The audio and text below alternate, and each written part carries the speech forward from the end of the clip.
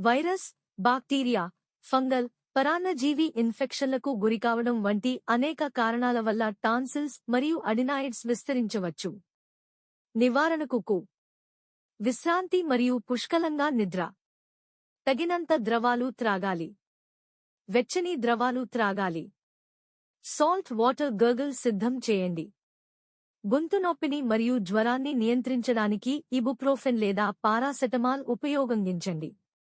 మీకు టాన్సిలెక్టమీ ఎప్పుడు అవసరం అవుతుంది అంటే మీ బిడ్డకు తరచుగా ఇన్ఫెక్షన్లు ఉన్నా, 1 సంవత్సరంలో 7 లేదా అంతకంటే ఎక్కువ సార్లు లేదా గత 2 సంవత్సరాలలో ప్రతి సంవత్సరం 5 లేదా అంతకంటే ఎక్కువ సార్లు.